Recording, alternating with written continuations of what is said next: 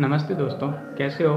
देखो, आज के इस वीडियो में हम देखेंगे जो जैन धर्म है, जैन धर्म का योगदान क्या है। हम देखेंगे कि जैन धर्म के जो सिद्धांत हैं या फिर जो कह सकते हैं कि उन्होंने जो धर्म स्थापित किया था, उसका योगदान क्या है। सबसे पहले हम ये देख लेते हैं कि जो जैन धर्म है उसकी उत्पत्ति का कारण क्या था, और उत्पत्ति का कारण समझते ही हम ये समझ जाएंगे कि उसका योगदान भी क्या है। देखो, जैन धर्म और बौद्ध धर्म की उत्पत्ति का सिंपल जो कारण है वो दोनों में कॉमन है। और हम कह सकेंगे जो छठी शताब्दी ईसा पूर्व था, वो छठी शताब्दी ईसा पूर्व के समय जो धार्मिक आंदोलन हुआ था, उस धार्मिक आंदोलन का उत्पन्न होने का कारण भी जैन धर्म और बौद्ध धर्म की उत्पत्ति होने का एक प्रमुख कारण रहा था। पहला हम देखते हैं कि जो ऋग्वैदिक काल रहता है, उत्तर वैदिक काल रहता है, वो कर्मकांडों से ग्रसित था। वर्ण व्यवस्था उसमें चल रही थी। उसमें 4 वर्णों को विभाजित किया गया था, जिसमें हम देखते हैं कि सबसे ऊपर ब्राह्मण वर्ग, उसके नीचे क्षत्रिय, फिर वैश्य, फिर शूद्र आते हैं। शूद्रों की स्थिति सबसे दयनीय थी। वैश्य जो तीसरे नंबर पर आते थे, उनकी स्थिति शूद्रों से थोड़ी अच्छी थी।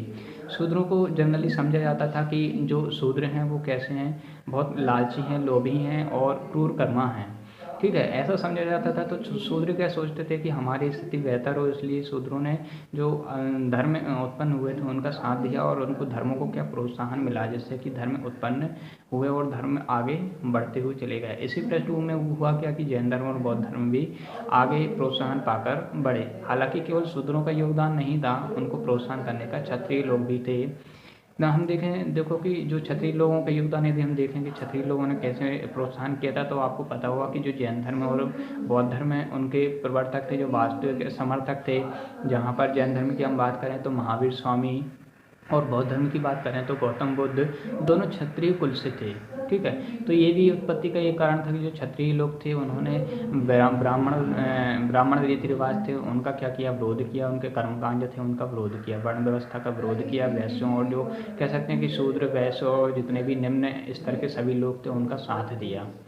तो ये कारण थे जिसके कारण क्या हुआ कि जैन धर्म और बौद्ध धर्म की उत्पत्ति हुई।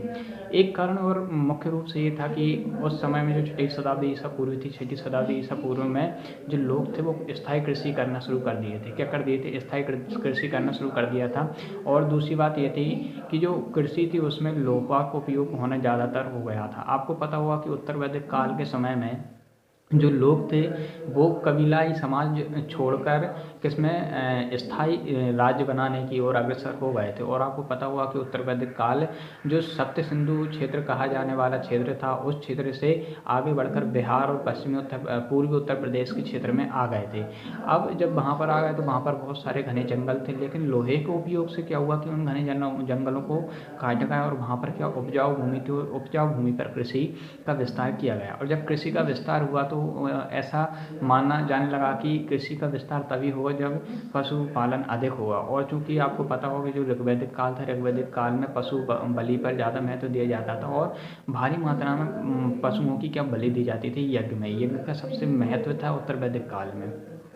तो ये हम जान गए हैं कि क्या हुआ था कि जो धर्म थे, धर्म क्यों उत्पन्न हुए थे, क्यों जैन धर्म, बौद्ध धर्म, और कह सकते हैं कि जो धार्मिक आंदोलन हुआ था वो क्यों हुआ था।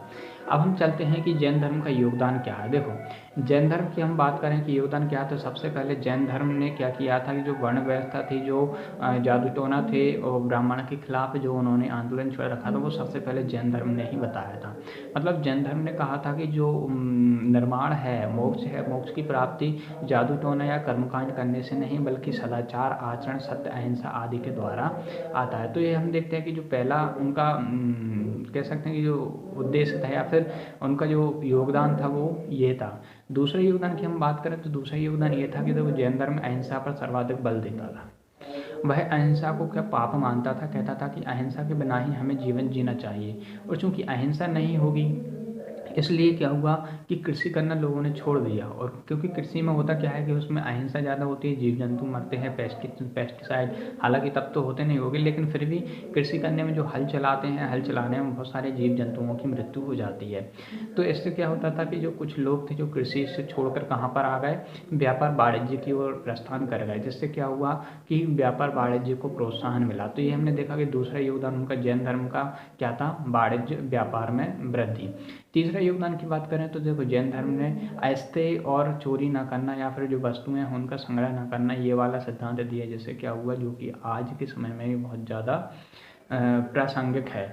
ठीक है, और अगले यदि योगदान की बात करें, जो चौथे नंबर का योगदान है वो यह है कि जैन धर्म ने, और देखो जैन धर्म बौद्ध धर्म ये दोनों में कॉमन बात आ जाती है कि दोनों ने क्या किया था, स्थानीय भाषा का प्रयोग किया था। जैसे हम जैन धर्म की बात करें तो उन्होंने स्थानीय भाषा में अपनी साहित्य रचना की, संस्कृत में भी की थी, लेकिन संस्कृत से इतर क्या किया कि लोगों की जो स्थानीय बोली थी उसको उन्होंने ज़्यादा कह सकते हैं कि ज़्यादा प्रोत्साहित किया।